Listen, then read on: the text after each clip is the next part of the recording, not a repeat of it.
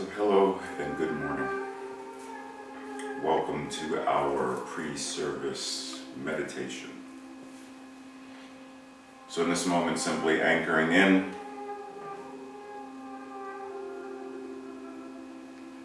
allowing the breath to flow.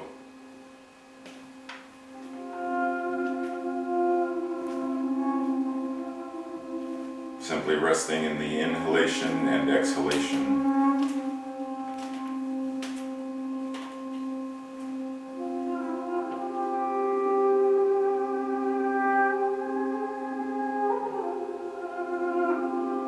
Releasing any of the busyness,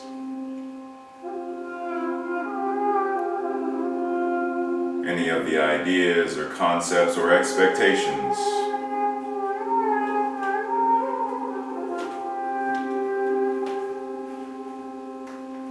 Any preconceived ideas,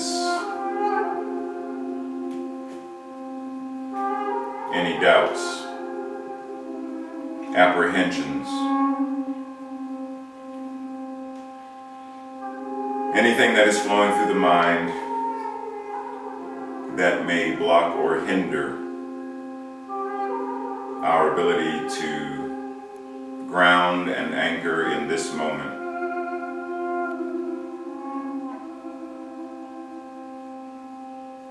Simply breathing.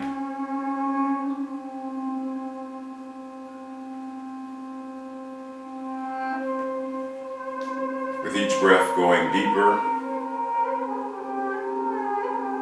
and becoming more aware.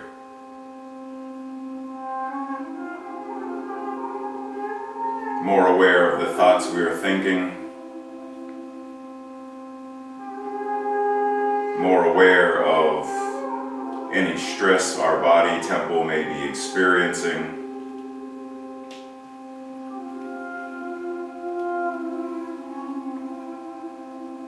More aware of any emotions that may be rising to the surface.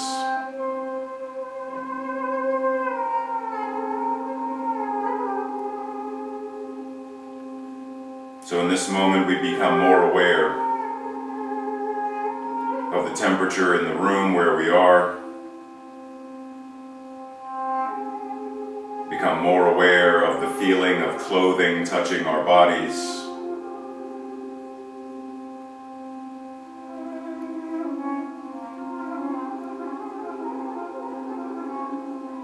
Becoming more aware of our feet on the floor.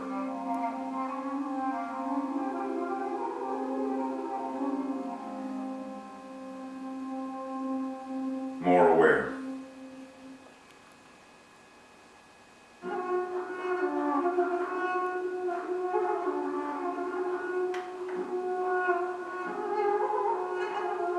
Recognizing that in this moment of increasing our awareness, by simply breathing and going deeper, recognizing also that ultimately there is no deeper. There is only this power and this presence, the truth of our being, that is always present, in full, right now, right where we are. So there is nowhere that we need to go. And yet we use the analogy of going deeper to help the egoic mind recognize, to ground itself and to align with this idea of there being the surface mind that is concerned with the everyday functions of life. It is the surface mind that focuses on time and being late or being early. It is the surface mind that focuses on being good enough or not good enough, being worthy or not worthy, being smart enough being skilled enough, being spiritual enough. And so we use this analogy of going deeper to separate in our conscious mind the idea that we are going beyond the surface mind, the surface thinking, the surface beliefs.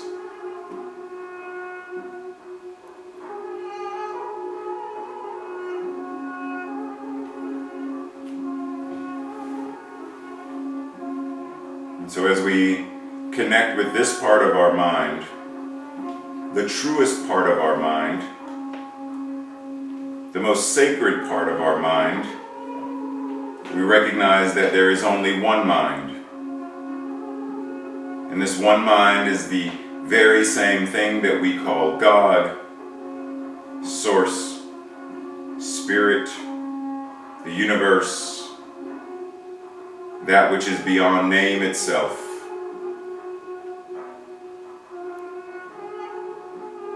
And that we recognize that if we are using this one mind,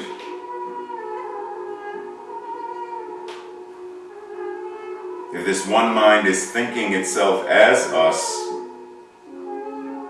in us and through us,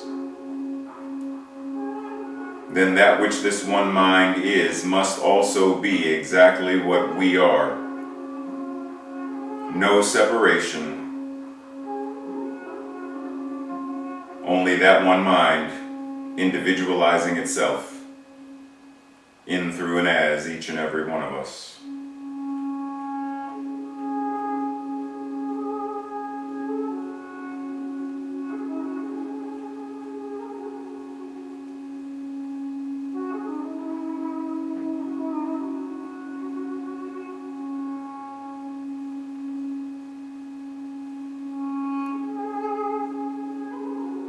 So as we anchor and ground and align with this realization, this truth, this consciousness,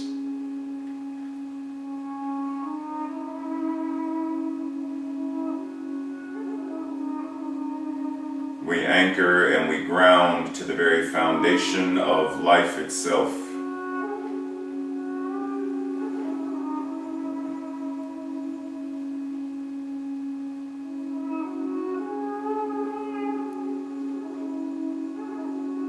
That which is creativity, creation itself, is what is breathing us, breathing itself as us.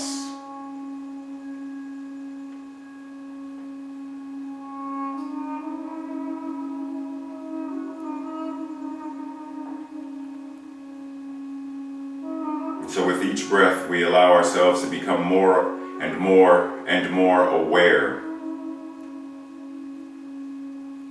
Becoming aware of what is potentially holding us back, holding us down, holding us hostage. Fears, worries, self-doubt, anxiety, depression, self-loathing.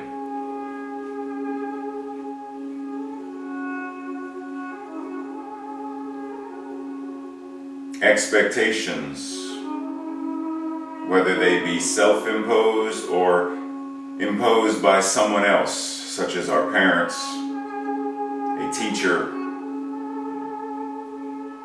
a spouse,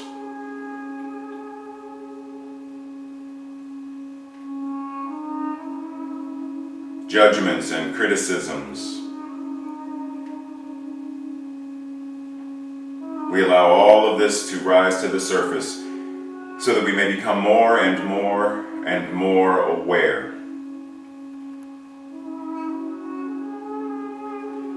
For it is in the awareness of it that we are able to apply truth and shift.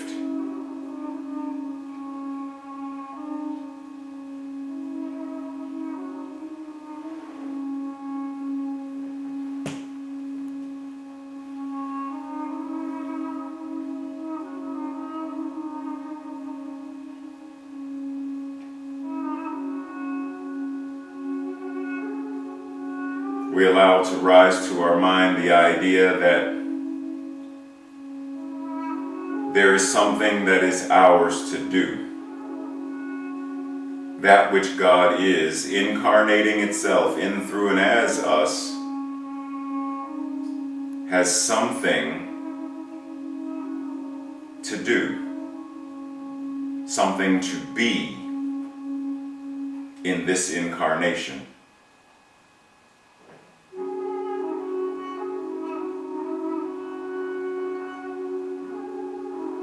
So we ask ourselves, what is mine to do? What is mine to be?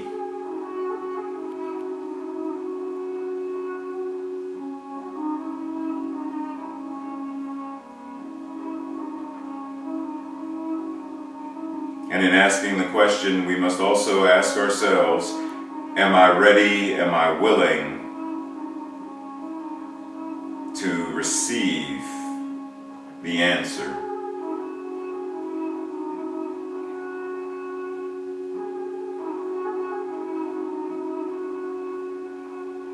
So in this breath, we allow ourselves to be more willing, more ready,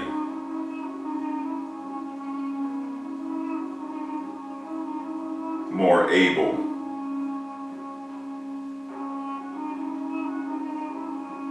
ready, willing, and able to receive, ready, willing, and able to shift, ready, willing, and able to evolve, ready, willing, and able to face whatever it is about ourselves and about our lives that we need to transcend or transform, that we may become what we truly already are.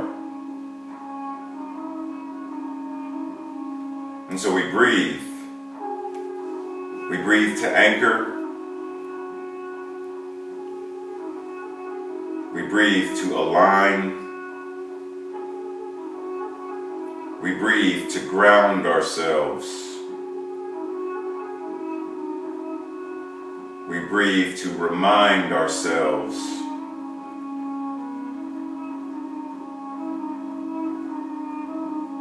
For this breath itself is a demonstration of our ability to be present. We cannot breathe for tomorrow. We cannot breathe for yesterday. We can only breathe for right now, this moment. And in the same way, we cannot think tomorrow's thoughts. We are only thinking today's, this moment's thoughts. Though they may be thoughts about tomorrow, we are thinking them now. We cannot think yesterday's thoughts, for memories are not the thoughts of yesterday, they are today's thoughts about yesterday. And so we anchor ourselves and remind and ground and align with this truth that the thoughts we are thinking in this moment hold the power of transformation, the power of liberation, transfiguration.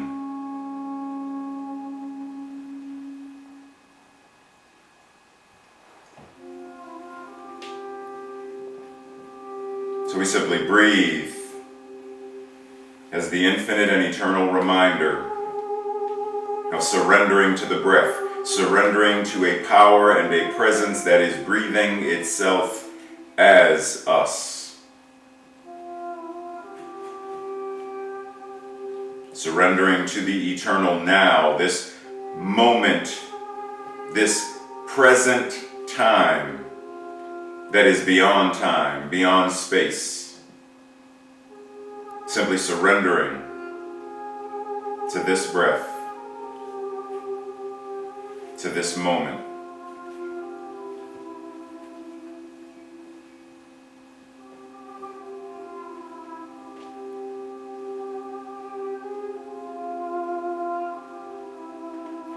As we continue to align and breathe and ground and breathe and anchor and breathe, we are preparing our minds and our hearts for today's service, for the music, for the message, for the ministry that CSL Greater Baltimore provides to the world. Knowing that there is no CSL Greater Baltimore without each and every one of us being an active, being a conscious,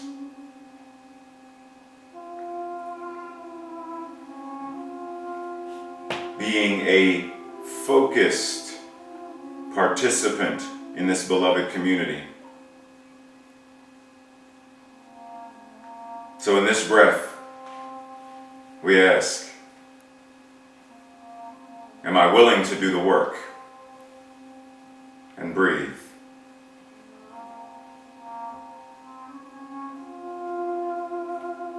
Am I ready to do the work?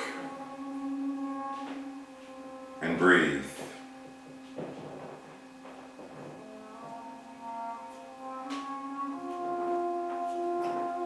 Am I ready and willing to do the work at a new level of deeper and greater and higher levels of consciousness, awareness, and alignment with that which I am, we are, as Source itself?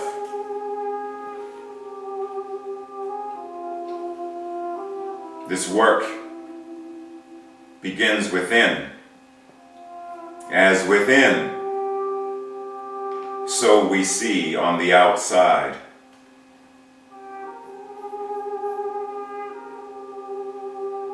As we change our consciousness, our alignment, our grounding, the very energy that emits from us ripples into life itself and changes the very fabric of creation. Am I ready? Am I willing? Am I ready? Am I willing? I do not ask, am I able, because I already know that because we are God incarnating in human form, we are more than able. So am I able is not a question. Am I able comes from a consciousness of lack and scarcity. If we are here, then we are able.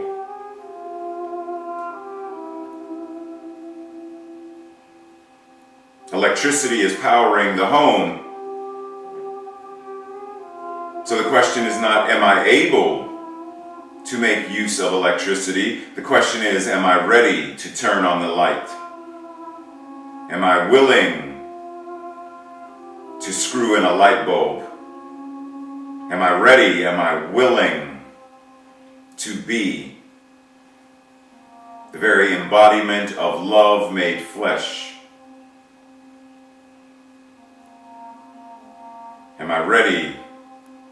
Am I willing to allow my Buddha nature, my Christ nature, am I ready? Am I willing to let that be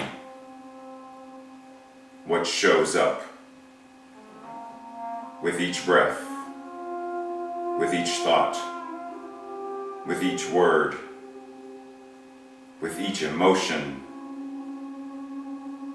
and with each step I take as I walk the walk?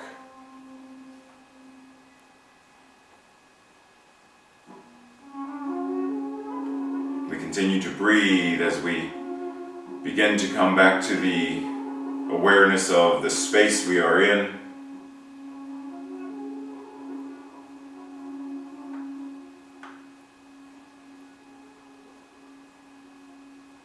If we are sitting comfortably on the sofa or on a chair, or even if we are laying in bed and watching, we simply wiggle our toes, shrug our shoulders, move our neck and our head, our fingers. We simply allow our minds to come back to this space as we prepare to engage in this service, as we prepare to shift from meditation into a moment of silence before our pre-service music, but we stay in this conscious, this awakenedness, this power and this presence that meditation has aligned us with, connected us to, deepened us, expanded us. That does not end. Even when our eyes are open and our focus may be elsewhere, we are forever connected, forever aligned, forever God. And so it is.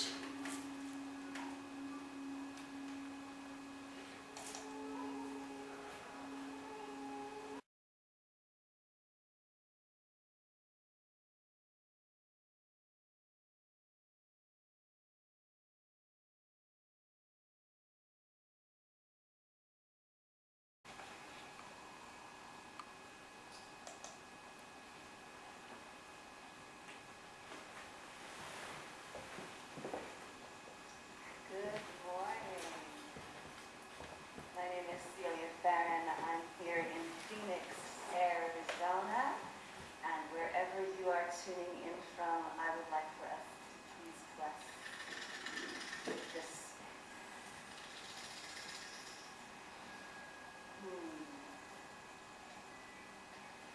Please bless this space. Please bless this space. Please bless this space, this sanctuary. All around, below, above, please bring us peace and protection. May all who enter indulge with love. Hallelujah, amen. Oh, blessed be, allow it in. Hallelujah.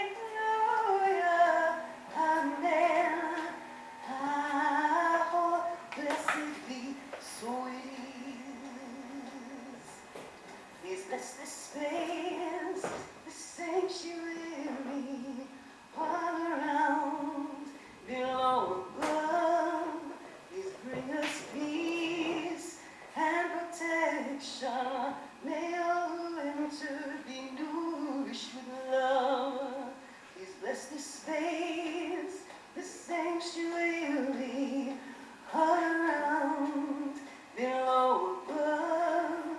Please bring us peace and protection. May all who enter be nourished with love. Hallelujah, amen. Oh, blessed be, allow it in. Hallelujah, amen. Oh, blessed be, so it is. Please bless this space, this sanctuary.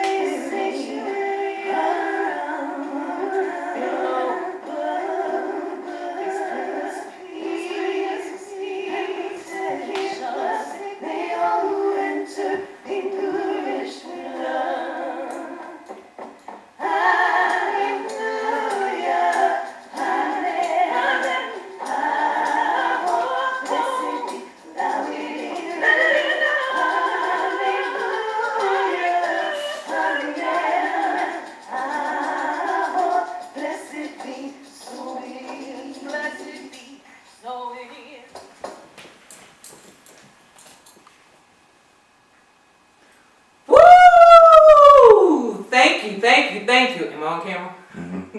Morning. Good morning. Good morning. Okay, I'm not going to ruin it after that awesome selection. Morning all, and welcome to the Center for Spiritual Living Greater Baltimore's virtual service. My name is Tracy Rhymes. I will be your host for today. Woo! Our awesome senior minister, Reverend Dr. Raymont Anderson, who led the pre-service meditation, is doing double duty, really triple duty, because he's also working behind the scenes. He is serving as the practitioner and minister and will deliver today's message. Our amazing and awesome sign language interpreters are Faith Moore and Rainica Permetla. They are assisting with making this service open, inviting, and accessible to the deaf community. At this time, Reverend Dr. Ray will give our opening invocation.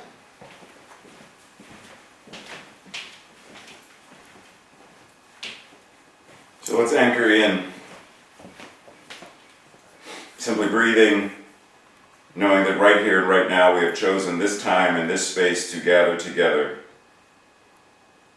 It does not matter whether we gather together in person in this moment or gather virtually in this moment. We gather in the recognition and the consciousness that God is all there is. We understand that when Yeshua says in the Bible, where two or more are gathered, right here and right now, there are far more than two gathered in consciousness, gathered in spirit, gathered in love, gathered in the recognition that we are here to do, here to be, here to serve, as only God, in, through, and as us, can do, can serve, can show up. And so we ground and anchor, we continue this beautiful idea that Celia has set in consciousness of sacred space. Knowing that this space that this body temple is taking up, this space that this body temple is representing, is a sacred space. And so we anchor into that, knowing that as service continues for each individual section, it all works together, it all conspires together, it all formulates that which we know to be a world that works for all. And it starts here in this moment, in this recognition, in this sacred space. Knowing that this service is good and oh so good, and that everyone here, whether you are watching live now, whether you are on Zoom, whether you're on Facebook, whether you're on YouTube, it does not matter when or where you are, we know that right here and right now we are anchored in the goodness, the very power and the presence of life itself.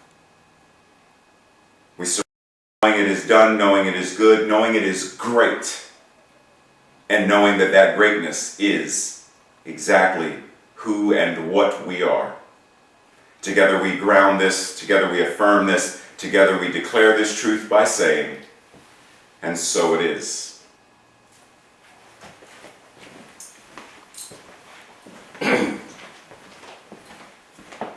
And so it is. Woo, thank you, Reverend Ray. We get a workout today. Alrighty, so as we join virtually, we recognize that while we are doing what is personally health conscious and collectively required to flatten the curve, we celebrate and honor the opportunity to engage socially amid being physically distant.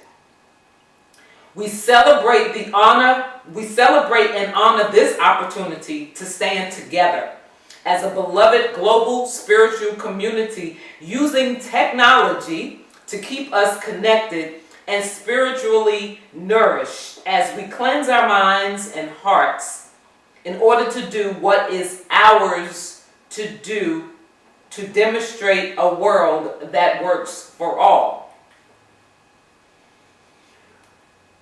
So let me tell you, Dr. Ronnie Ellington will be teaching an 8-week course titled Building Healing Consciousness. This will happen on Thursday evenings beginning May 14th.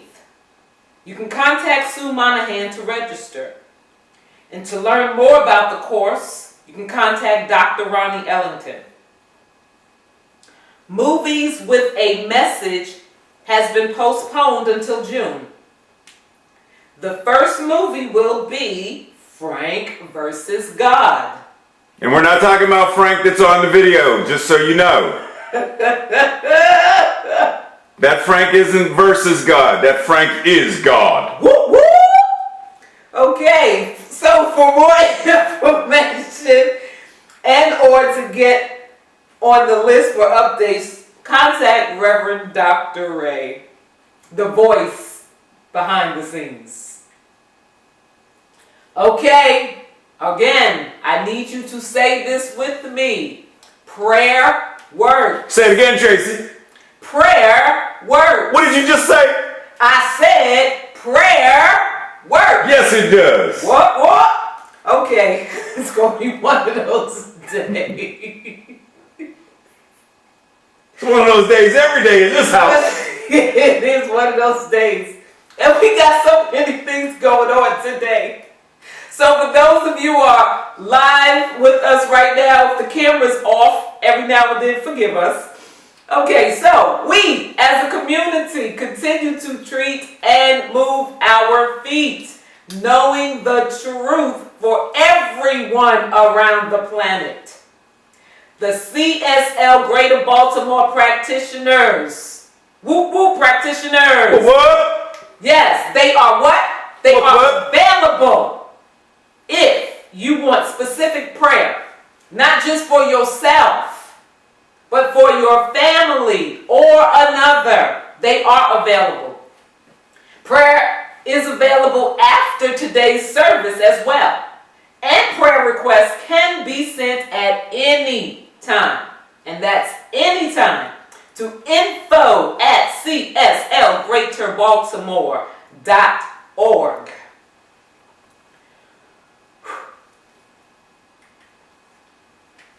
Okay.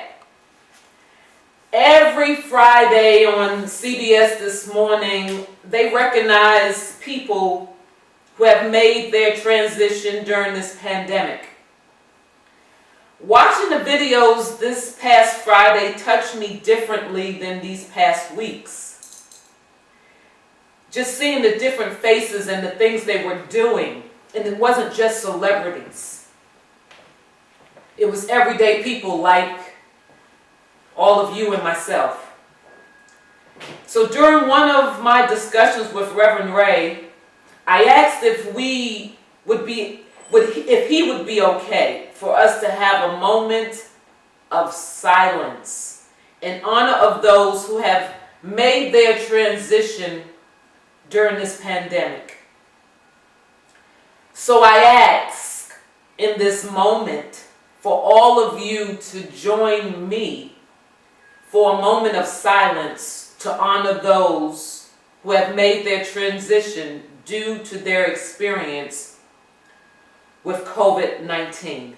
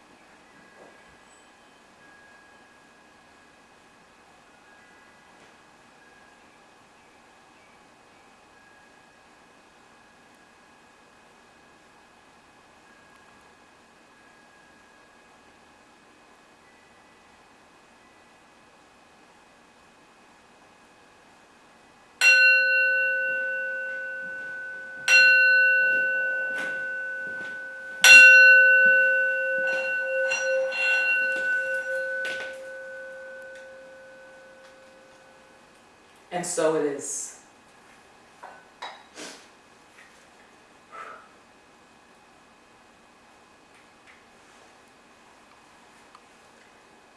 Now, allow me to tell you about our guest musician. Celia Farron travels the globe with her inspirational music, comedy, and sound healing. She has opened for notable authors Neil Donald Walsh, Mariam Williamson, Dr. Masaru Emoto, Donna Eden, and Swami Vivekananda. Mariam Williamson, author of A Return to Love, says, Celia's music calls women to their glory and men to their hearts. Ricky Byers says, Celia Farron owns the stage. To learn more about Celia, visit her at www.celiaonline.com. I give you Celia. Thank you. Can you all see and hear me? Awesome. Pleasure to be here with you all.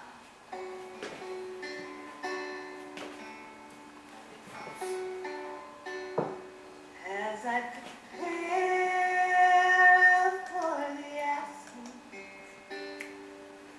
as I lose sight to be see you, as I lay down my words and weapons, the voices of the wicked ones ring clear. Whoa, as I remember, whoa, choose love, not fear, as I bring forth all the joy of a heart song. The gods and the goddesses appeal as I kiss the earth and touch the sky, as I let go to be healed, as I surrender as a beautiful vessel. The voices of the wicked ones ring clear.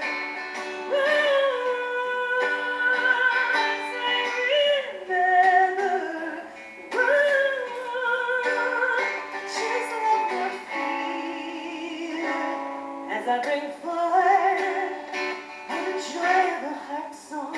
The gods and the goddesses appeal as I stand before you now, as I stand before you now, your humble servant, I bend and bow, as I stand before you now, as I prepare for the asking, as I recite to be unseen, as I lay down my words and weapons, the voices of the wicked ones ring clear. The gods and the goddesses are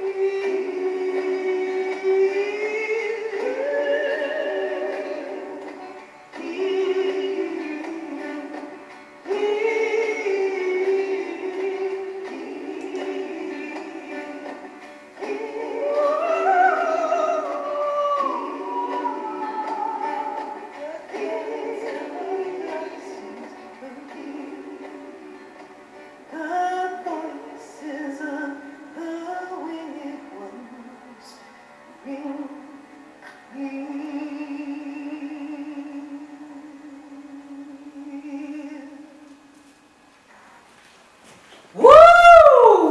Awesome, awesome, awesome, awesome. Thank you for that beautiful selection. So, are you ready? I can't hear you. Are you ready? Well, if you are not, you will be.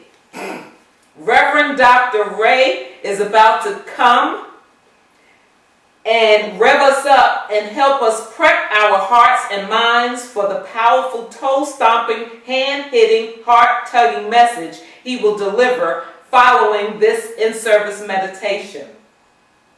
And I know that it will be a dynamic meditation. I turn over the clicker to the Senior Minister, Reverend Dr. Ray. So let's anchor in, simply reconnecting with the breath. And as we do this mid-service spiritual practice, I want us to think for a moment, where are we in our lives right now? Are we where we desire to be?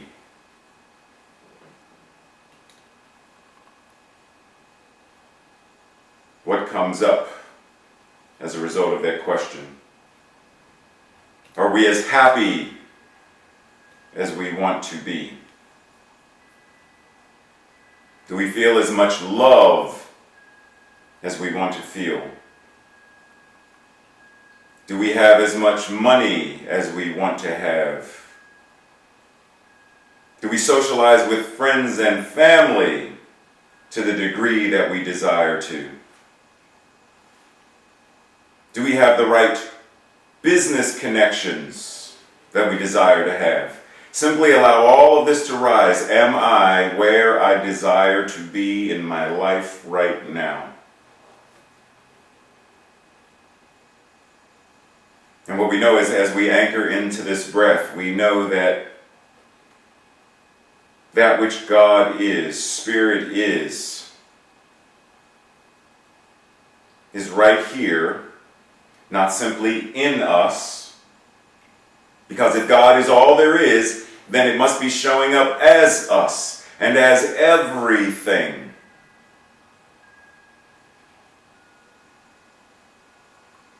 And if it is showing up in, through, and as everything, including us, then the very power and presence of the universe itself must be availing itself to itself as us. So if there is an area of lack or scarcity, an area of not satisfied enough, then it is an invitation for us to apply the truth of what God is to the situation, to the experience.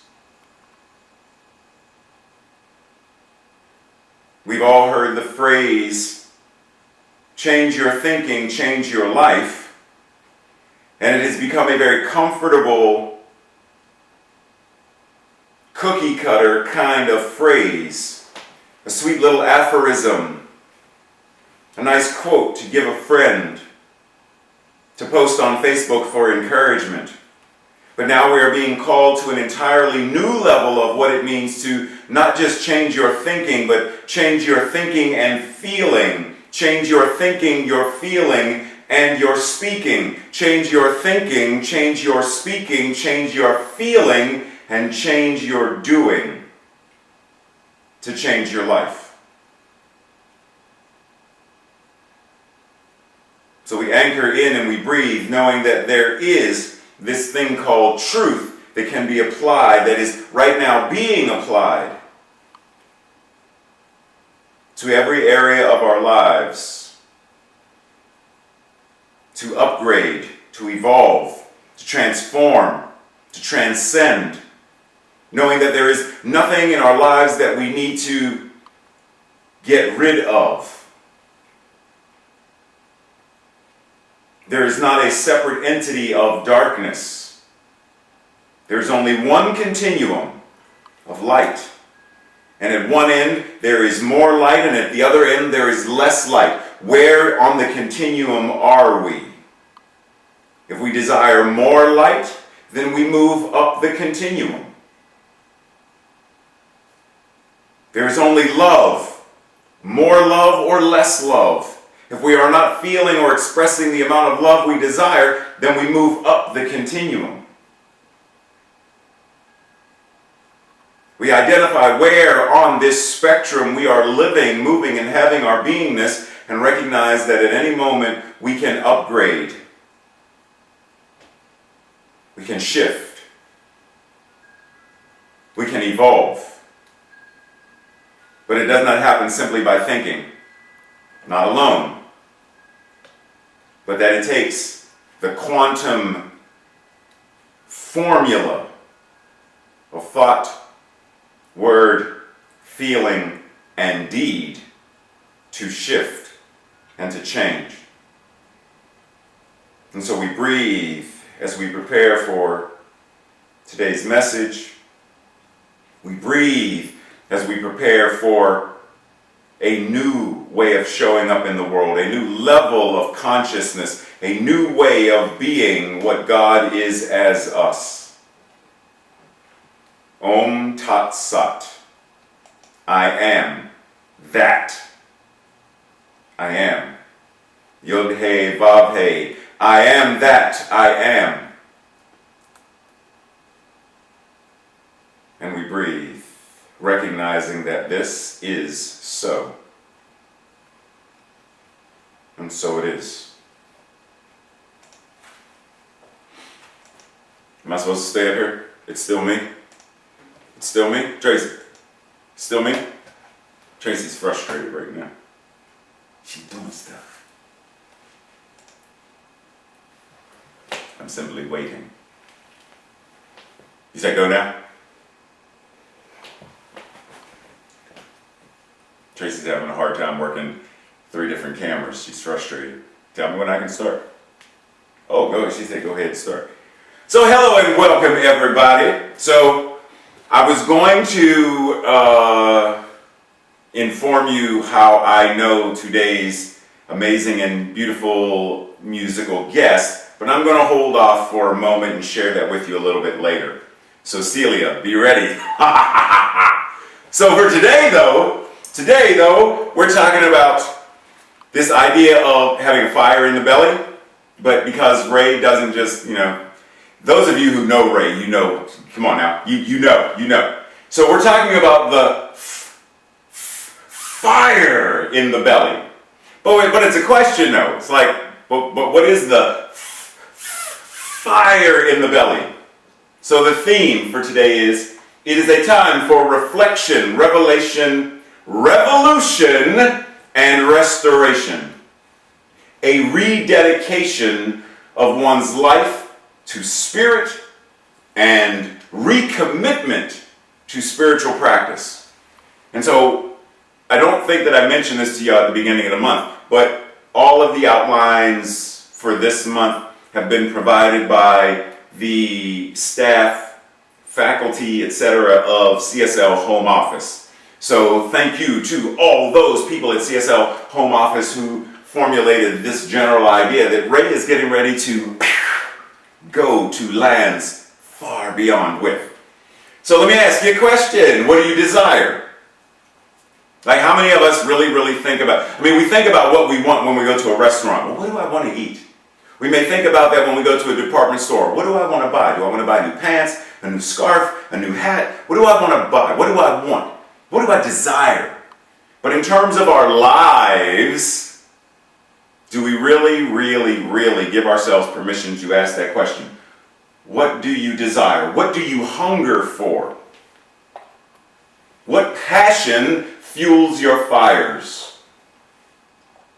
If we are to effectively demonstrate what we say we want, then it would greatly benefit us to know what is it that we really want.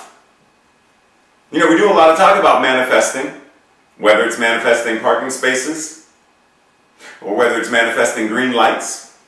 If that's what gets you going, then go for it. But at what point do we start to manifest greater and greater things, such as, let us demonstrate and manifest that every mode of transportation is environmentally friendly and supportive. How do I add into that energy? Is that what I desire? Do I want there to be types of cars, trains, planes, and automobiles that actually support nature and the environment and the ecosystem? Or am I okay with it being, business as usual, oil industry, fossil fuels, Am I okay with that? Because if I'm not, then I have to shift my consciousness. In order to gain this level of clarity, we must explore the following: fasting, forging, and fires, from the vantage point that we as metaphysicians have. There's no more looking at the world, no more looking at life simply from the state of, but I'm only human. Or as in my former life would have been, I'm just a sinner saved by grace. I'm a sinner by nature. I'm just human. Oh, lowly me. But we're not. Not in this teaching, we're not. We understand that that which God is must be exactly what we are, because God is all there is. And so, the vantage point that we are addressing truth, that we are addressing the world situation, that we are addressing the pandemic, that we are addressing every aspect of our lives, has to come from the vantage point of being a metaphysician, being someone who is a truth practitioner, a person who knows, understands, is learning, is aligning with, is awakening themselves to greater and greater and greater ways of being love in the flesh. So this month, it's Ramadan for our Islamic brothers and sisters. So happy Ramadan to everyone who is currently fasting. So Ramadan as a demonstration of spiritual discipline. It says Ramadan is the time to empty your stomach to feed your soul. So they fast in order to anchor into greater levels of spiritual awareness. Not simply fasting to lose weight. Not simply fasting because it's a fad, but fasting as a way of anchoring and becoming closer to Allah. Now, part of their fasting includes, because it's not just food, no eating or drinking while fasting. That one we know. Lowering one's gaze, a soft. No arguing or fighting, and avoiding of sins. No arguing and no fighting is supposed to also be avoided during Ramadan. No swearing, as in curse words, and no lying or backbiting. No smoking, or one is trying to quit forever. Not wasting one's time on useless activities. Useless activities.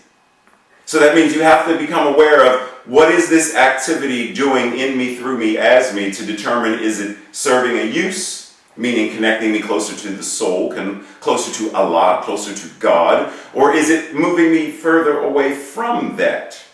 Because if it's useless, in our lingo it'd be, is it life-affirming or non-life-affirming? And if it's not life-affirming, then it should be part of the fast. And then, do not listen to music. Okay, I'm going to say this though. Keep listening to Celia. Say, don't tell anybody. Sorry. So these are the things that we are supposed to refrain from in the practice and honoring of Ramadan. But you're not just refraining from that, because once again, it's a time to empty your stomach, empty your mind, etc. from these things to feed your soul. And you are feeding your soul by doing 5 times a daily, your salah. You are studying and learning Islamic knowledge. You are reciting and learning the Holy Quran. Right? So you are doing your spiritual work. You are doing your spiritual practices in the midst of, this is what I am refraining from, this is what I am engaging in.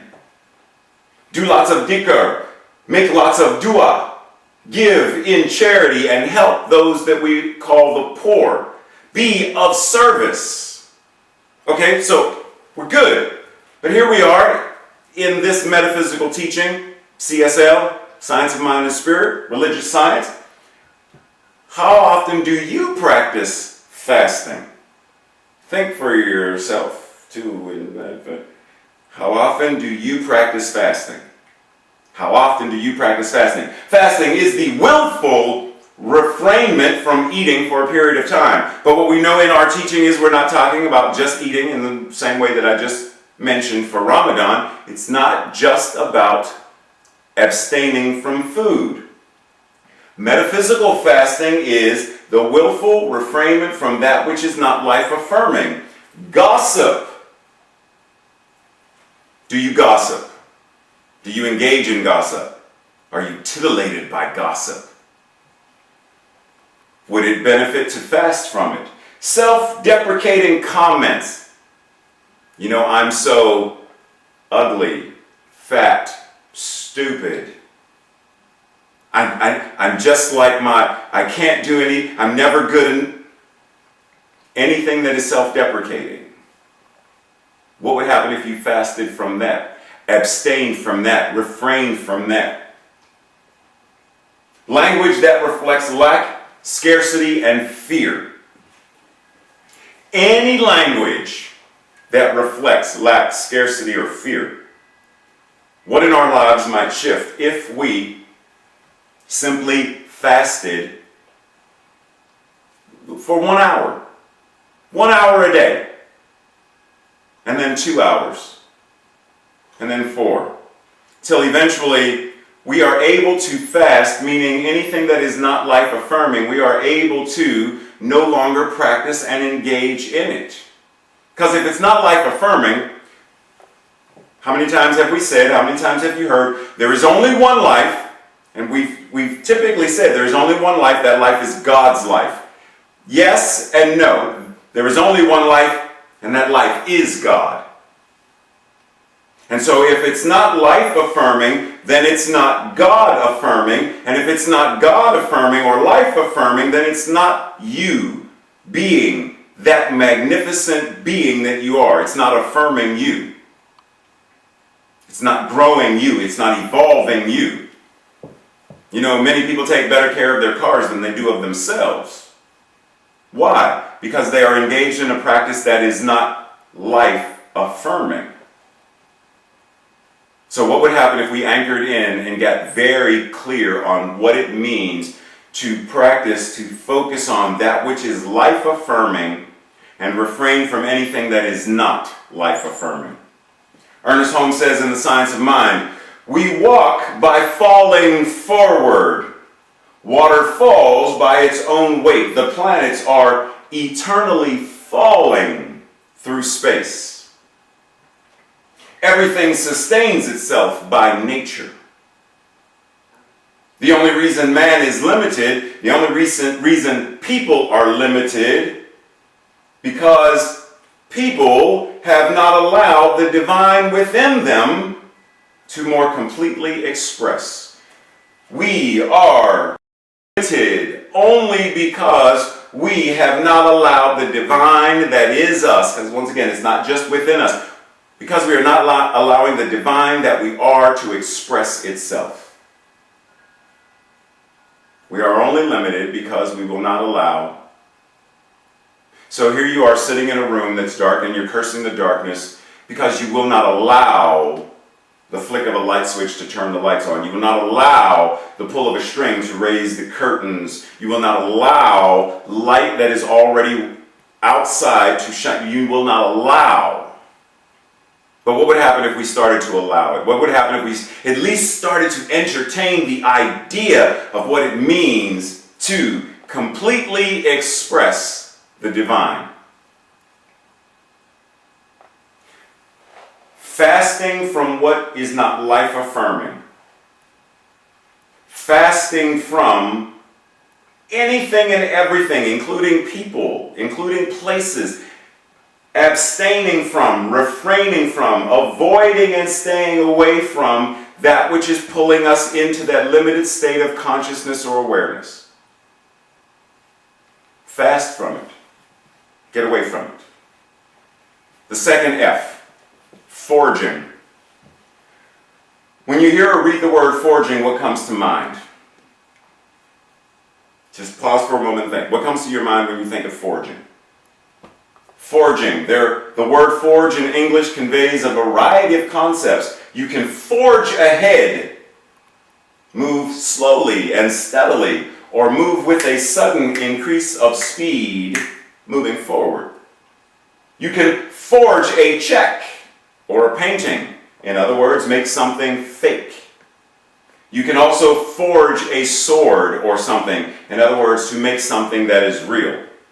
So in terms of forging, which one of these are we doing? When we are talking about forging ahead, sometimes we'll say, it feels like I've taken 5 steps forward and 10 steps back. Keep in mind, that's limited.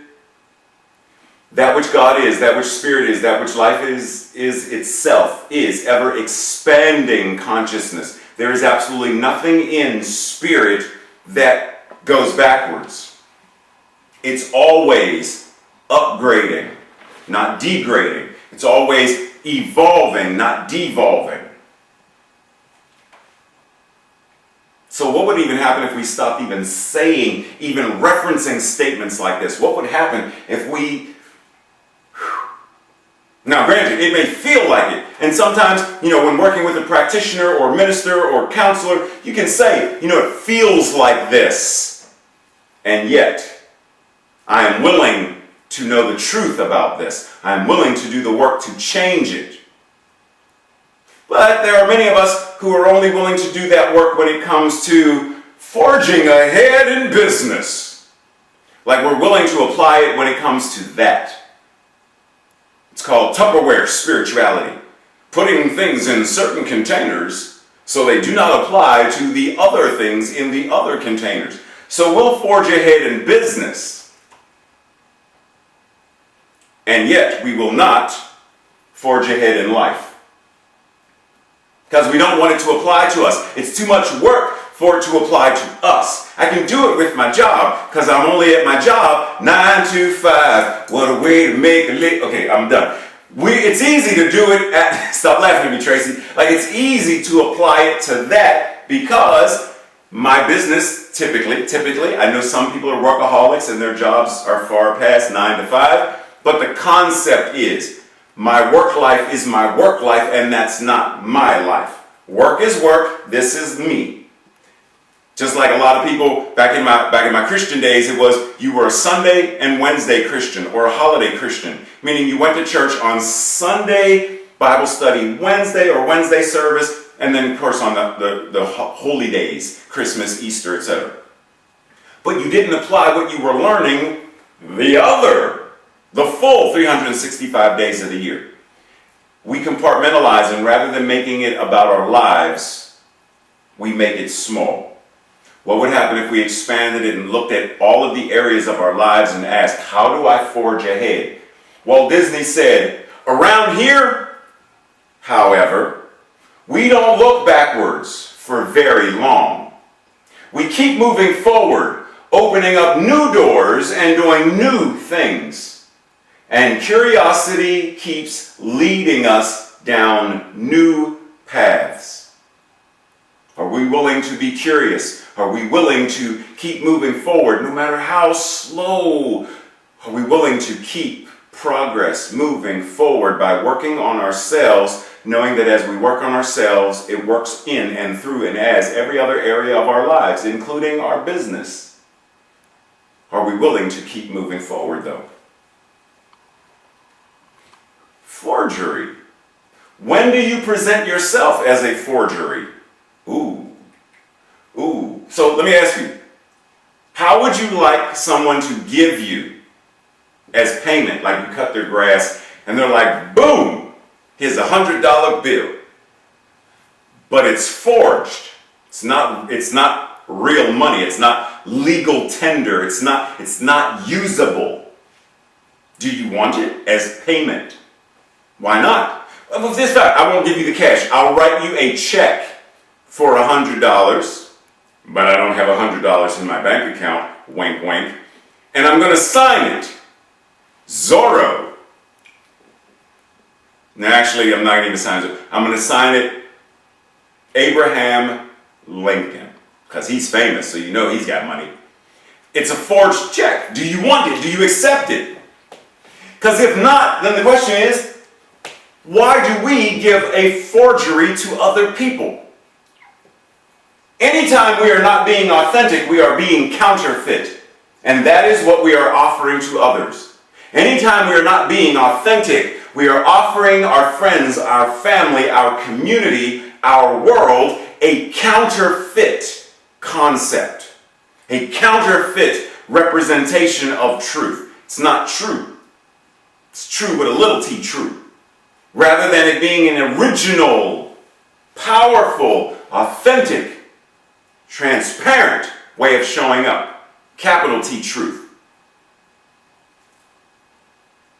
How often do we present ourselves as a forgery to the world? We do it because, well, if I open myself up to people, people may betray me. If you give someone $100, they may go buy alcohol. Yeah. You give someone $50, they may go, do who knows whatever with it. Yes. Yes. It may happen. But does that mean you don't give it to them anyway? You go to a restaurant and you give the waiter or waitress the payment, they may pocket the money. They may. But you don't say, you know what, I don't know if I should give you this, because I don't know what you're going to do with it. We trust them with our credit card, our ATM card, the cash. We trust them to do what is right. In this relationship, am I not trusting them to do what is right? Knowing that they may steal, yes. They may betray, yes. But that shouldn't affect my integrity. It shouldn't change how I show up. I should be authentic all the time, regardless of how someone else shows up, regardless of how someone else presents themselves to me. I should be in integrity to show up to the best of my ability every day, completely open, completely honest, completely transparent, completely authentic. And then respond as whatever situations come to me as they come to me. But to shut myself down for fear that someone might lie to me, might betray me, might do this to me, I'm doing myself the disservice, and in so doing, I'm doing a disservice to the world.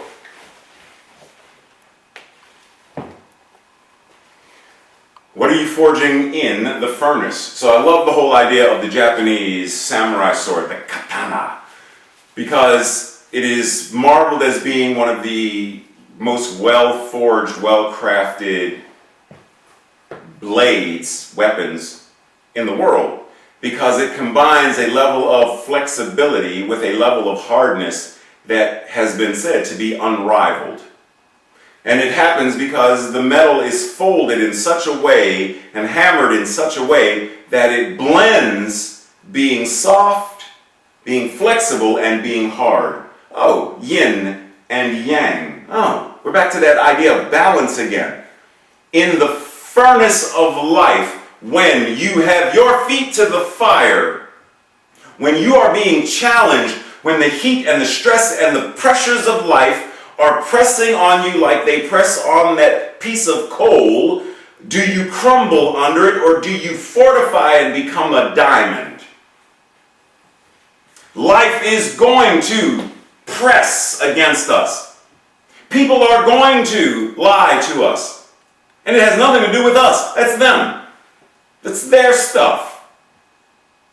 But what are we allowing it to do to us? When we are betrayed, when we are lied to, when we are cheated on, when we are this, when we are that, do we crumble under the pressure, or do we align with spiritual practice and fortify ourselves to such a degree that we become this unbendable, powerful blade of truth that slices through ignorance, that slices through illusion, that slices through so that we can move forward as authentic and powerful beings? Do we become the diamond that is able to cut, that is able to be at the tip of a drill and go to the depths of the earth? Are we strengthening ourselves or allowing external and sometimes internal forces and factors weaken us and make us crumble? Because if we are going to forge ahead, then we must know what is going on in the furnace of our lives. What is life presenting us, and how are we shifting and changing, whatever that is, so that we can grow and evolve and transcend and transform. Sonia Choquette says in Soul Lessons and Soul Purpose, you must not define yourself by experiences or conditions. For while these are tools that you can use, they are not who you are. How many times have we allowed some condition, I was not very good at spelling in school, therefore I am not a. I was never good at math in school, then I'm not a. Or my body has this experience called flu and will say, I have the flu. Or right now it's April.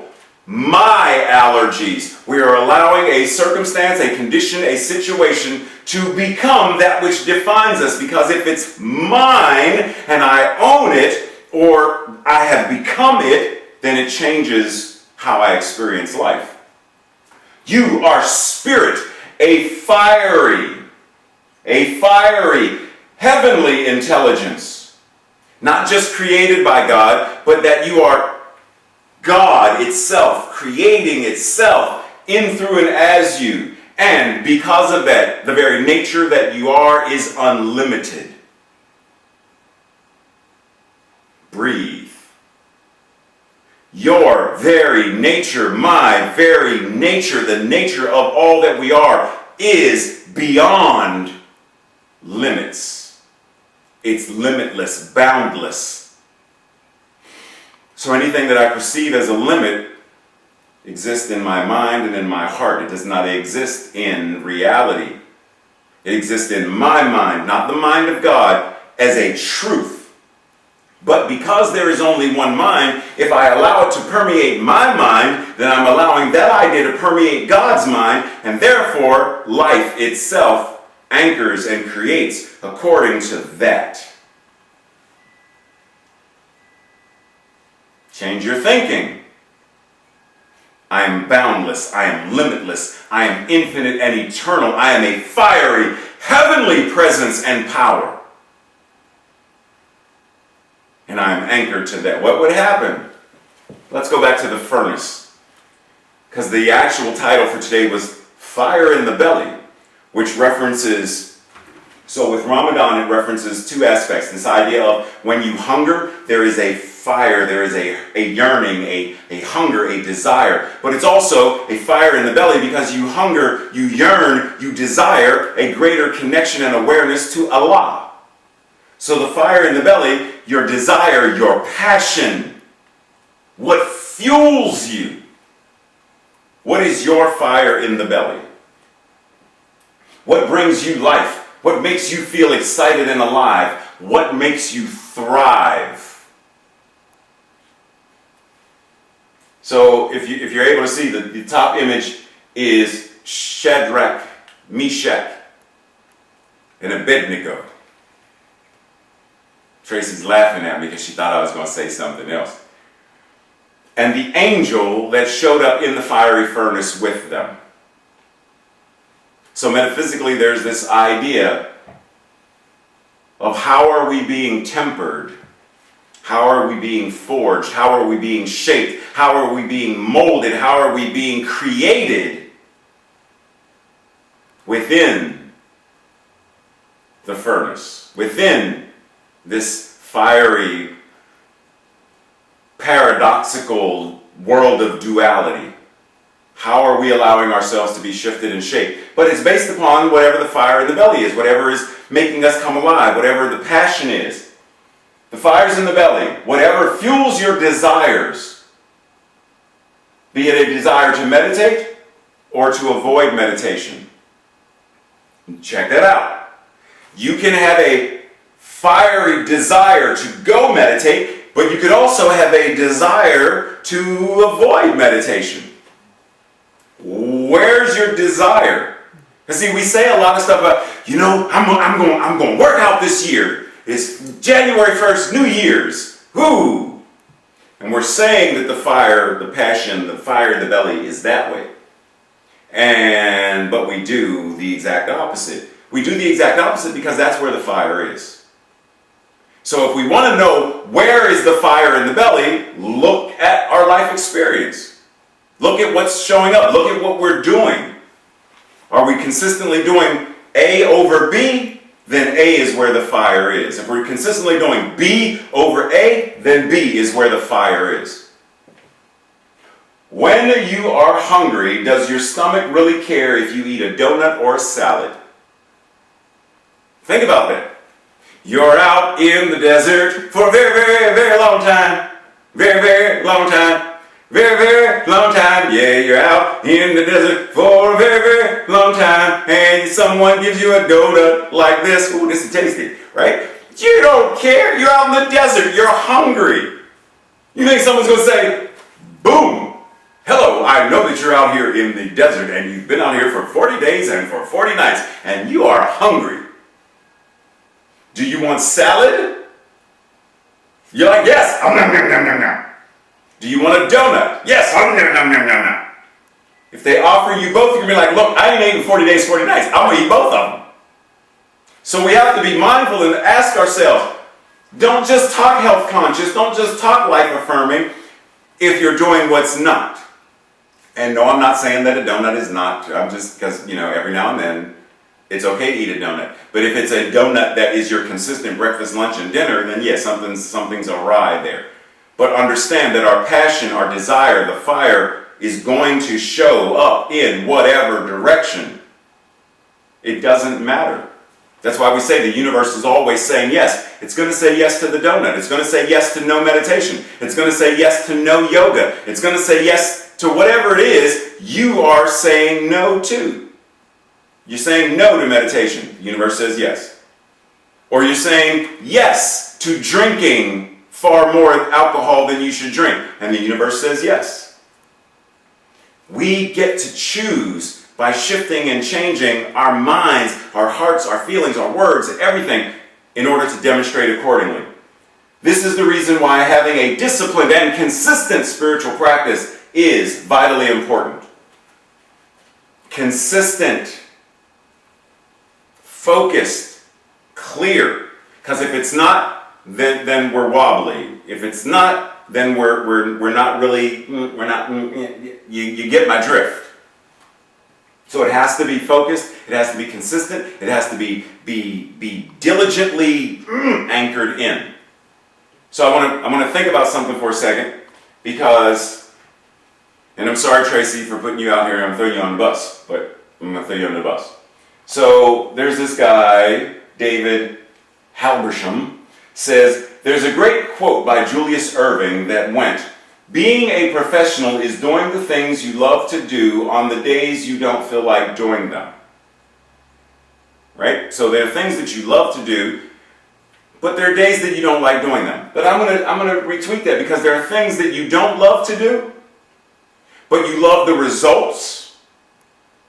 And the only way to get to the results is by doing the things you don't enjoy doing.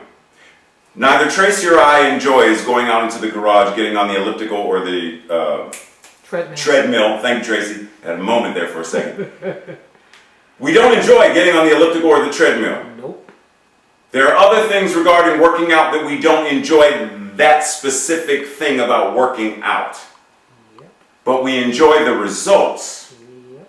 And so we do what we do to reap the results. I love this idea of dirty jobs because there are jobs that are dirty that need to be done. I don't know that the people doing all of these jobs actually say, oh my goodness, guess what today is? Today's Monday. I get to go shovel cow manure and put it in a bucket and come home stinky. Yay! I don't know that that's like what really lights their fire, but there's something about it that they feel passionate about. It might be service. I get to serve. And that lights my fire. And so shoveling is doable. Raymond Rasmussen said, even when you love what you do, work is work. By definition, the act of growth is defined by a certain level of struggle and a willingness to endure pain in the pursuit of progress. This is where I'm throwing Tracy under the bus. Sorry, Tracy. Because Tracy and I have had many discussions about this idea, because Tracy will get to a certain level of, whether it's American Sign Language or spiritual practice, reading, etc., and the work becomes too much work, and she doesn't get over the hump.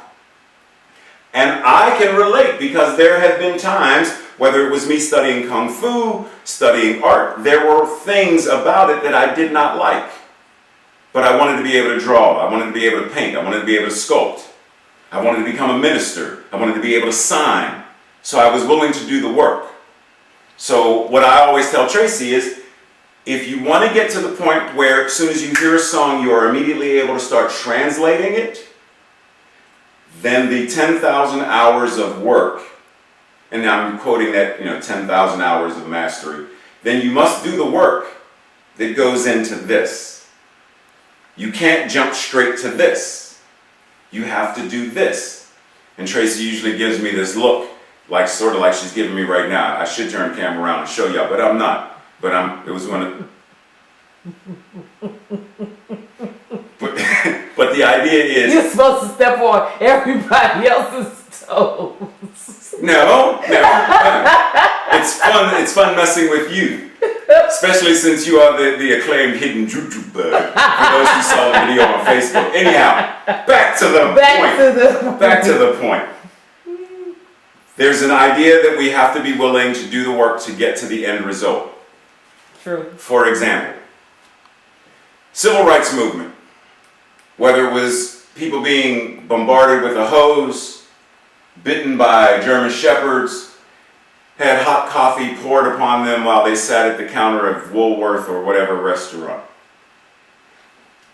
I would venture to say that no one felt passionate fire in the belly about saying, I want to be hit with a hose, I want to be bit by a dog, I want to have hot coffee poured on my head. And yet, because the end result of desegregation, the end result of equality, the end result is what lit their fire to make them willing to be beaten, bruised, and battered. George Bernard Shaw says, doing what needs to be done may not make you happy, but it will make you great. Doing what needs to be done, fire in the belly, fasting from what I need to release and let go of, forging this new idea of how am I creating a life by being authentic and true and separating and releasing anything that is fake or counterfeit about me. Doing what needs to be done, what is mine to do.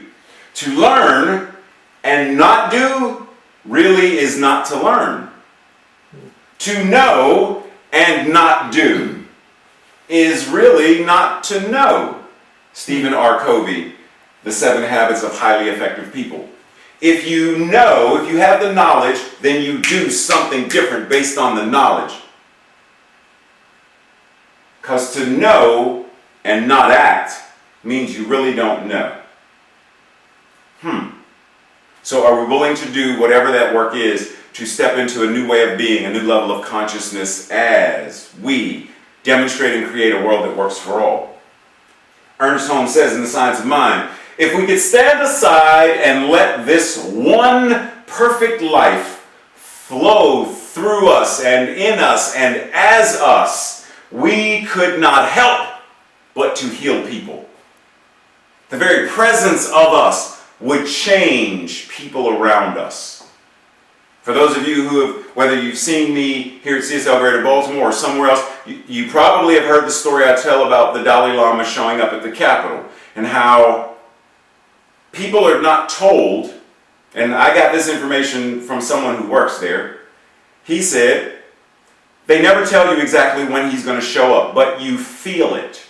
And he said, Ray, I know you think I'm BSing you, but I'm not. You could be engaged in whatever you're engaged in, and literally the air feels different, and boom, then they announce the Dalai Lama is on the premises. If you are one of the people who got a chance to have audience with him or see him or be blessed by him, start making your way to whatever room. Soon as they feel it, they announce it. If we could stand aside, release the counterfeit. If we could stand aside, fast from what is not life-affirming. If we, the small case S, self, the lowercase s, if that S could stand aside and let the capital S self, the one life, the one mind, be what is moving through, in, and as us, then the very presence that we have when we walk into a space would change the space. We already know that you can walk into a room and feel the tension in a room because someone was arguing an hour before. You can feel that. So if someone could have an argument at noon, you walk in the room at 1 and you feel the tension in the room, then why wouldn't that also work with love? Why would that not also work with truth, with power, with presence, with magnificence? What if we were so aligned? Keep in mind, Ernest Holmes said the only God we will ever truly know is the one that we embody.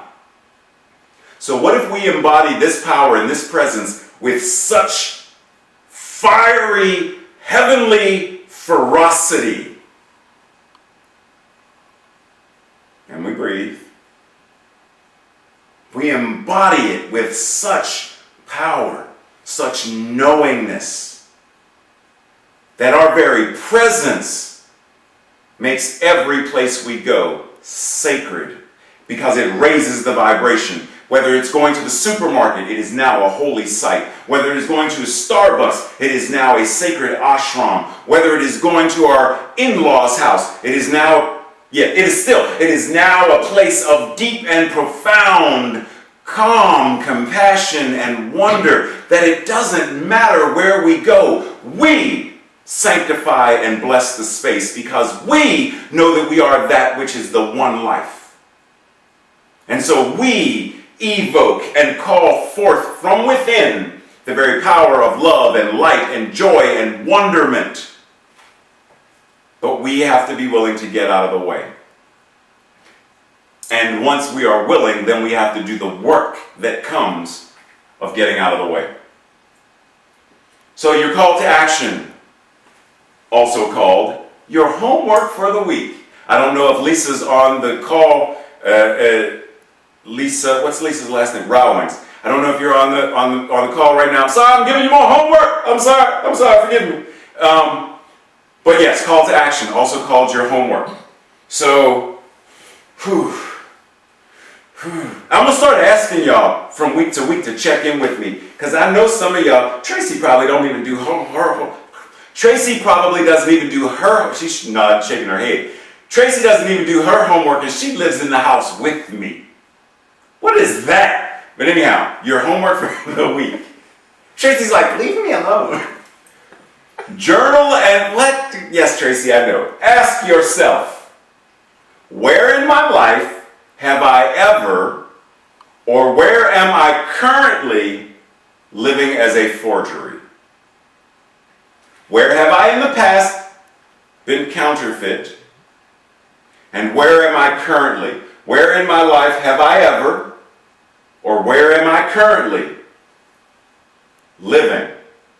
Yeah, there's an extra item. Living as a forgery. That's why I didn't read it the first time. Right? Where am I being counterfeit? Journal it.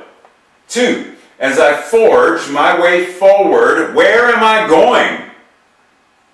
If I'm going forward, no matter how slowly, where am I going? What's the destination? What does this mean for me, and what does it look like and feel like? What is a world that works for all? What is a world where I am fiscally, financially stable, sound, abundant, affluent, and opulent? What does that mean? Because we can say it. We can say, I want to be rich. I want to be rich like you. Okay. I want to be wealthy. Trace, stop laughing. I want to be wealthy. Cool. But what does that mean? What are you going to do with the wealth? What does wealth afford you the ability to change and transform in your life? And how is that benefiting the world? We have to know the full plan, not just, I want to be rich. Okay, I want to be healthy. I don't know what that means. I want to look better. I don't know what that means. It means getting grounded, getting clear. I know specifically what this means. Healthy for me means this, and this. It means a cholesterol level that is within this range. It means a blood pressure range, which is in this range. It means eating this kind of food. It means drinking this kind of drink. It means exercising this amount of time. It means doing yoga. It means whatever it means. But I have to know what that means, because when it comes down time to do it, remember what Stephen Covey said. See, there's this difference between knowing it and doing it. So once we know, and know that we know, then it should show up in what we're doing. Remember, in this teaching, in New Thought, demonstration is key. Demonstration is master. If I'm not demonstrating, then it means I have to go back and there's some work, some truth that still is yet to be unveiled, unfolded, displayed. And keep in mind that apocalypse, right? Apocalypse means to remove the veil, to remove this thing that is separating or hiding truth. So I need to have or as Tracy says, there's an apocalypse. I need to find what truth is there still yet to embody so that I can demonstrate accordingly. What am I forging in the furnace of my consciousness? Like, what am I forging in my consciousness? What is my consciousness creating? What am I thinking as my daily consistent thoughts? What's going on in here? And once again, it's not just our thoughts, because consciousness is also our feeling. What am I thinking? What am I feeling? As a person thinketh in their heart, it is demonstrated. And then lastly, explore your life process. What am I doing with this life? Beginning with, what am I passionate about? What energizes me? And then move to what work am I truly willing to do to manifest and demonstrate what I desire in life? What is this? This thing that, energizes me, that revs me up, that makes me want to wake up in the morning. Think about something that you really, really, really don't like to do. Could be, I don't like to wake up at 5 in the morning. I don't like to do laundry. I don't like to wash dishes. Bring whatever that is to your mind for a moment. What is something that you really, really, really don't like doing? You got it? Now, what if someone said, every time you do the thing you don't like doing, you get $1,000? Would it change? Would you be willing to do the thing you don't like to do? Every load of clothes you wash, you get $1,000. Every load of dishes that you wash, you get $1,000. Every time you meditate, you get $1,000. Every time you walk the dog, $1,000. Every time you read a book, she ain't looking at me right now. Every time you read a book, $1,000. Would you do it then? Because if so, then it means the money is what's energizing you. The money is what's lighting your fire. The money is what's making you do.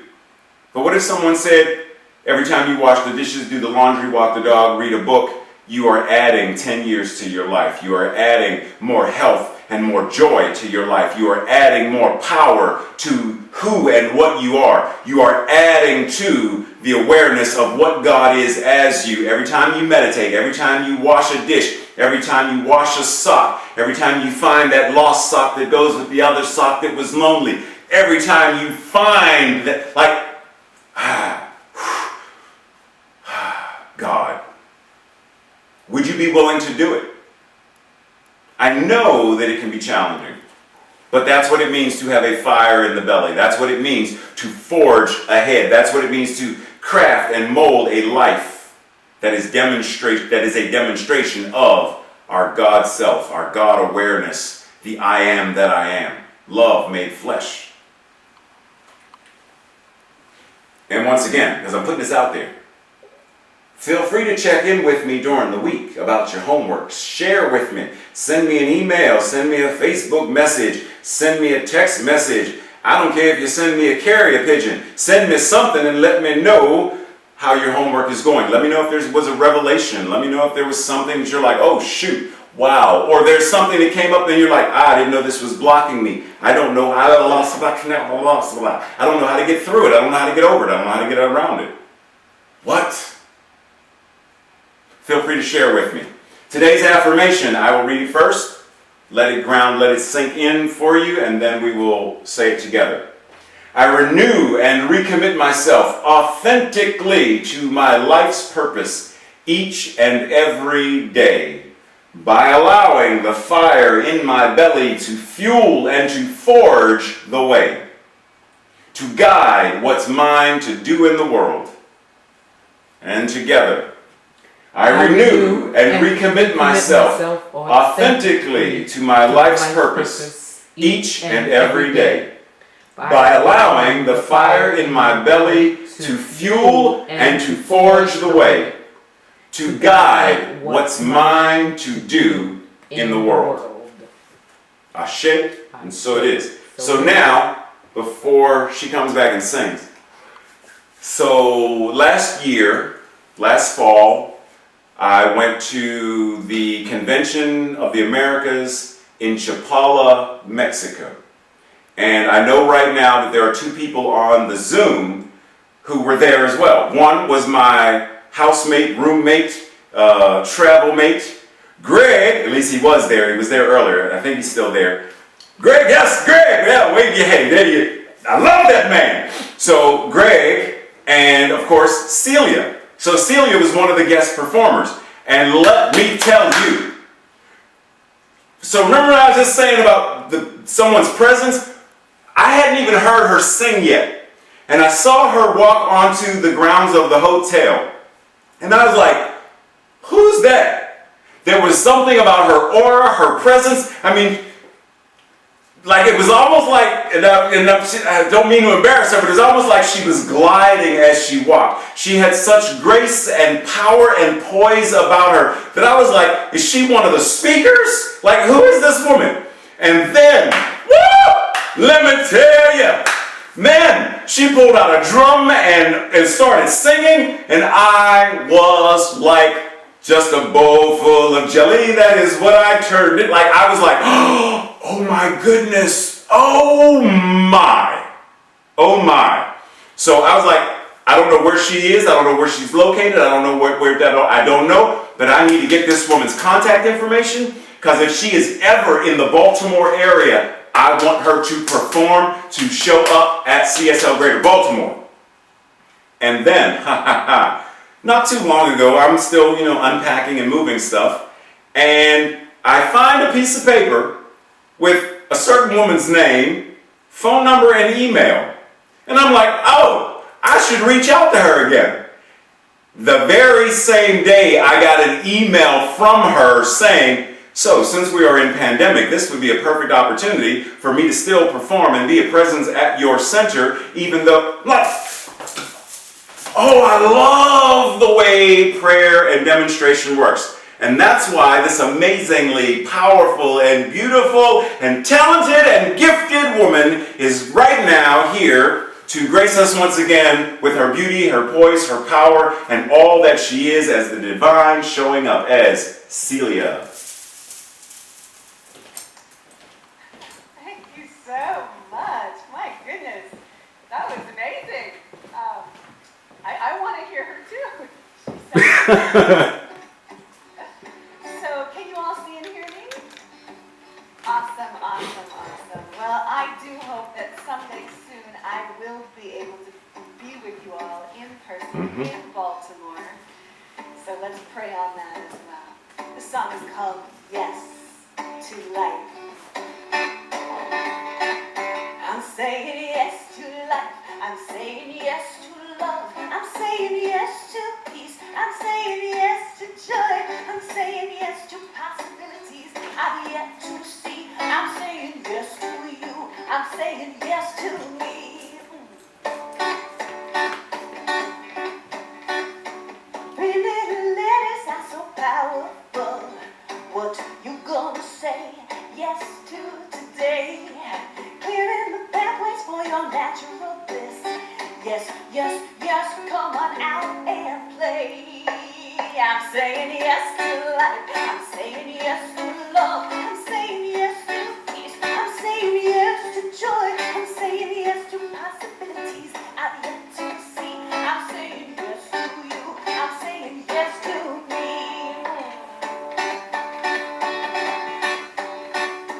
1 little word can be so powerful. What you gonna say yes to today? Raising the joy, removing obstacles. Yes is my favorite way to pray. I'm saying yes to life. I'm saying yes to love. I'm saying yes to peace. I'm saying yes to joy. I'm saying yes to possibilities I've yet to see. I'm saying yes to you. I'm saying yes to me. Now this next part has a little part that you get to do as well. Do you want to? Okay, good. Just like this. When I say yes, you say yes, yes. Yes! When I say life, you say life, life, life. When I say love, you say love, love, love. I'm saying yes to a life of love. Oh, Ray, dance it. That's awesome. I'm loving that. I'm saying yes to life. I'm saying yes to love. I'm saying yes to peace. I'm saying yes to joy. I'm saying yes to possibilities I've yet to see. I'm saying yes to you. I'm saying yes to me. 1 little word makes all the difference. What you gonna say yes to today? Open your heart and give your feet to rest. Yes is my favorite word to say.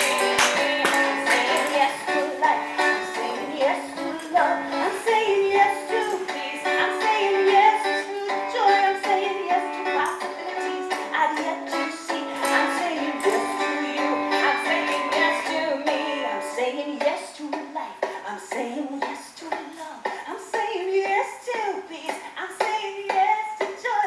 I'm saying yes to possibilities I've yet to see. I'm saying yes to you. I'm saying yes to me. I'm saying yes to you. I'm saying yes. Oh yeah. To me.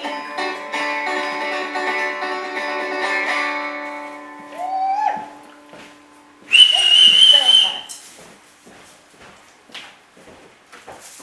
Oh my, oh my, oh my. Like there are no words. So I noticed that there were several people bobbing their heads. Y'all was feeling the song, wasn't y'all? Now let us imagine how it's going to feel because she said, well, yeah, I already know it's going to happen. Don't know when, but I know. So let's breathe it in and say yes. You saying yes to you? Yes to me? Yes to love? Yes to possibility? Say yes. Thank you so very much, Celia, for blessing us with far more than just your music, far more than just your beauty, but far, because I don't know if y'all got to see, the slide with the Wonder Woman. Oh, man! Just saying. Woo! Power. Yes. Thank you, Celia. Beautiful. So let's pause for a moment. Let all of that stuff anchor. Let all of the joy, let all of the power, let all of the possibility, let all of everything that we've experienced thus far today anchor and sink in.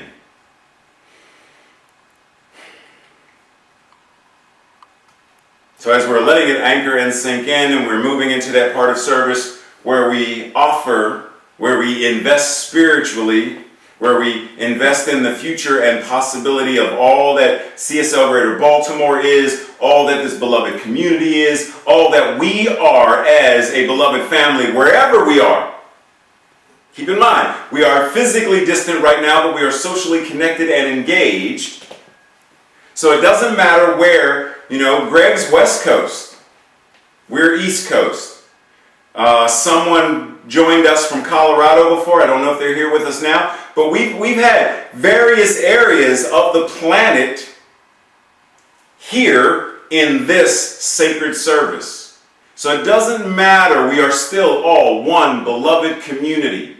Just like Zoom doesn't recognize borders, boundaries, obstacles, or walls, Spirit doesn't either.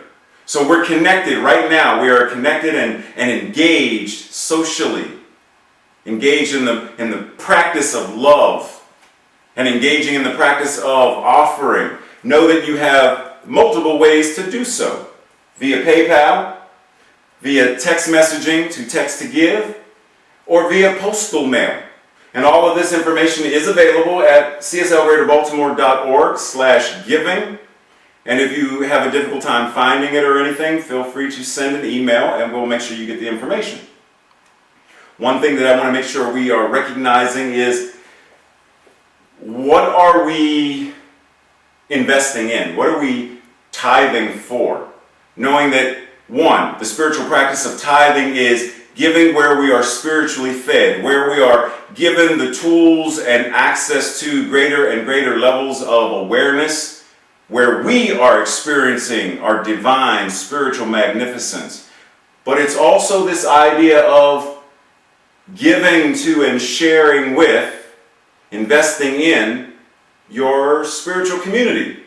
So the tithing, the donating, is what's going to a new building with windows and classrooms, a labyrinth and a meditation room. It's going into a youth ministry and a music ministry. It's going into community outreach and various community activities and so much more. So it's not just about one small aspect. We give so that we as a spiritual community can give more. We give so that we as individuals in this teaching, because as we give, so shall we receive, laws of circulation. So we are giving, investing spiritually through the thing called money to demonstrate our awareness of what we know as the law of circulation. So together, let's declare our prosperity declaration. I joyfully, consciously, and gratefully participate in the law of circulation. I trust in the spiritual principle that says, as I sow into my beloved community, I demonstrate my awareness of standing not only in the flow, but as the flow itself. As I sow of myself, my time, my talent, my treasure. I demonstrate my support and engagement in my community's vision, mission, and purpose. I actively give as a demonstration of manifesting, of reaping the harvest of a world that works for all. And so it is. Y'all hear Tracy over there laughing at me because I inverted some of the words? Y'all hear that? Y'all. I just want to get a witness. I need y'all to hear this. They heard you invert. Hey. So at this time, simply anchoring into the awareness that we know that we are the ones that have been called, we are the ones who are here, we are the ones with a powerful presence of the infinite I am. And so as we circulate, as we engage in this power, this principle, this spiritual law that sows seeds of love and goodness, kindness and compassion, seeds of infinite possibility, seeds of a world that works for all, we know that those seeds, once planted and tended to and nurtured and cared for effectively, must demonstrate, must reap the harvest accordingly. And so we anchor and ground into that, knowing that it is already done in the mind of God, therefore it is already so, and so it is. So it is. I'm sort of sad. I'm sort of sad because we're at that part in service where it's almost time to go. I'm not ready to go, but since we have to go, make sure you're making today an awesome day. Make sure you go out in the world and make it great. Find some little corner of your world where there's darkness, where there's cobwebs in consciousness, where there's dust or something. Find that place in consciousness, find that place in life, find that place in your relationships, and give it some love today. Do something that brings a smile to your face today. And not just one of those smiles that goes, I'm talking about one of those smiles where, like, you can see tonsils if you still got them. Like, there's teeth, like this, yes. Go to that place where that smile and get some laughter. You know, watch something that's funny. Do something that's fun. Or watch Reverend Ray. Do something, I'm ignoring Tracy right now, I hope y'all didn't hear her. Do something that's fun, something that shows you that you know you deserve love, nurturing, and care. Just so you know that there are a couple of practitioners on the call as well, so if you would like prayer after service, stay on the Zoom call and we will put you in a room with a practitioner. Other than that, have an amazingly beautiful and spectacular day. And love on yourself today. Like, love yourself today. So I'm going to close out with our benediction. Anchoring, knowing that this moment, this divine, right, and perfect moment, right here and right now, God is. And all that God is present right here, right now, in this moment, in these words, in these thoughts, in this emotion, and in all that these hands and feet do as this divine body temple serves in the world. And knowing that what is true for me is true for everyone watching. Everyone, whether you are watching Zoom right now, whether you are watching Facebook, whether you are watching YouTube later, it does not matter, for in God there is only now. There is only this power, this presence right here, right now, eternally and infinitely demonstrating, manifesting, creating, and being simply holy, simply magnificence, and joy itself. And so I know as service closes, everything that we individually wanted or needed or were seeking, we received. New ways of shifting consciousness and paradigms, we received.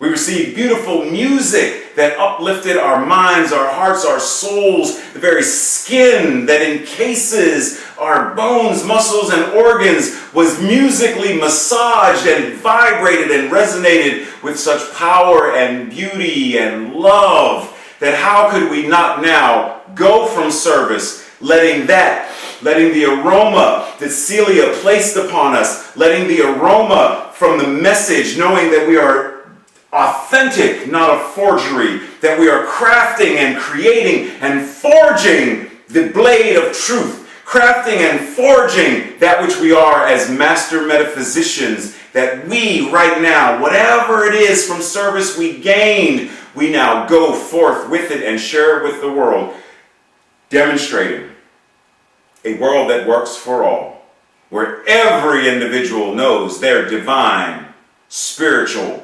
magnificence. Surrendered into the law because I know it is already done. Together we anchor, declare this truth by saying, and so it is. Love you.